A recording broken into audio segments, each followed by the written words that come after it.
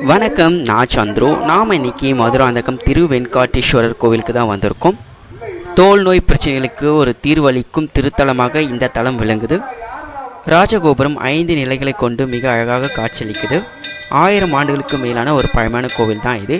இந்த கோவிலுக்கு எதிரவே அரச மரத்தடியில் ஒரு விநாயகர் காட்சியளிக்கிறாரு. ஆப்போசிட்லேயே தீர்த்த குளம் இருக்குது. கோவிலுக்குள்ளே என்ட்ரியானுமே நம்ம முதல்ல பார்க்குறது விநாயகர் தான்.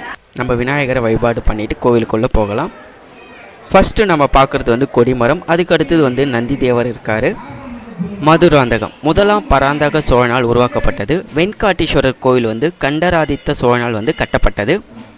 இந்த கோவிலில் 27 கல்வெட்டுகள் இருக்குது. இவற்றில் சோழ, பாண்டிய, விஜயநகர மன்னர்கள் இக்கோயில் கட்டுமான பணிகளை நடத்தியிருக்காங்க. இது தட்சிணாமூர்த்தி. கோவிலுக்குள்ளே ஏராளமான தெய்வங்களோட சிலைகள் இருக்குது. தொடக்க கால கல்வெட்டுகளில் இந்த ஆலயத்தை ஸ்வேதாரணேஸ்வரர் ஆலயம் என்று குறிப்பிடப்பட்டுள்ளது.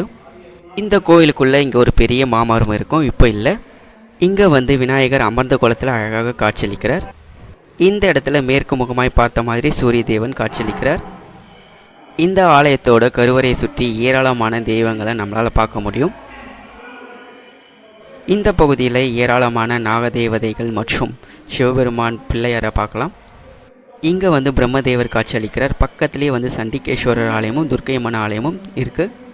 இந்த ஆலயத்தின் மூலவர் வெண்காட்டீஸ்வரர் என்றும் ஸ்வேதாரணேஸ்வரர் என்றும் அழைக்கப்படுறார். தாயார் மீனாட்சி அம்மை. மீனாட்சி அம்மை தனி சன்னதியில் அமர்ந்திருக்கிறாங்க. மேலும் இந்த ஆலயத்தில் 4 பைரவர்கள் இருக்காங்க. கால பைரவர், உன்மந்த பைரவர், அசிதாங்க பைரவர், சுவர்ண ஆகாஷன பைரவர் என 4 பைரவர் இருக்காங்க. இவர்களை வழிபாடு பண்ணுறதுனால வழக்கில் வெற்றி பெற, சொத்து பிரச்சனைகள் தீர இங்கே பிரார்த்தனை செய்யப்படுது. இப்போது இந்த கோவிலில் வைகாசி மாத உற்சவம் நடைபெற்று கொண்டிருக்கிறது. சிவன் மற்றும் பார்வதி தேவிக்கு தீபாராதனை நடைபெற்று பூஜையெல்லாம் நடைபெற்று கொண்டிருக்கிறது.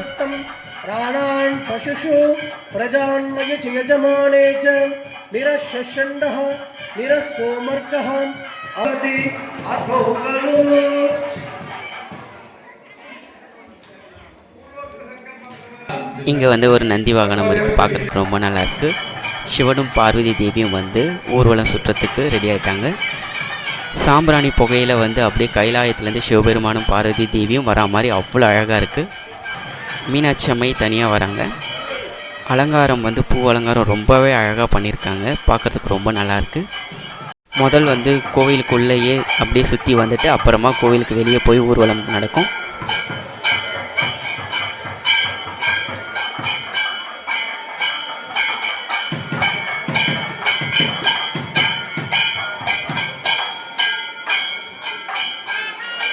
இந்த ஊரில் நிறைந்திருந்த மந்தாரை மரங்களில் இலைப்பாரிய கொக்குகளால் இந்த பகுதியை வெண்காடாக தோற்றமளித்ததால் இந்த இடம் வெண்காடு என்றும், இங்கு குடிகொண்ட ஈசன் வெண்காட்டீஸ்வரர் என்றும் அழைக்கப்பட்டார்.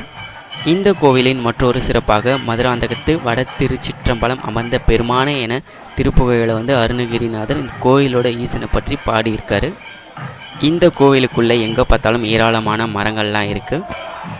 இந்த கோவிலுக்குள்ளே மீனாட்சி அம்மன் சன்னதிக்கு பக்கத்தில் பாண்டீஸ்வரர் அப்படின்னு சொல்லிட்டு சிவலிங்கம் ஒன்று இருக்குது. பாண்டிய மன்னன் தன் தோல் நோய் குணமாவதற்கு நன்றி கடனாக இவரை பிரார்த்தனை செய்துள்ளார்.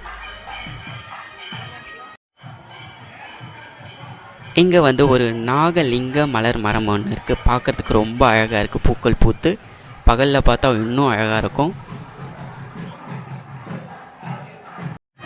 இங்கேருந்து ராஜகோபுரத்தை பார்க்குறதுக்கு ரொம்ப அழகாக இருக்குது. சுவாமி இப்போ ஊர்வலம் திரும்பி இருக்கு கோயிலுக்குள்ளேயே.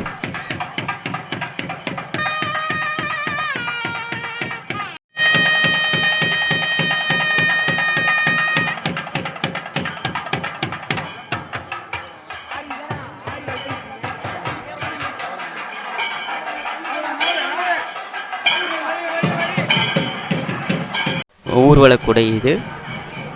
சுவாமிகள் இப்போ ஊர்வலத்திற்கு ராஜகோபுரத்தின் வழியாக வெளியே போகுது. ஊர்வலத்திற்கு ரெடி ஆகிட்டாங்க. முக்கியமான சாலைகள் வழியாக ஊர்வலம் போயிட்டு சாமி ஊர் சுற்றிட்டு வரும்.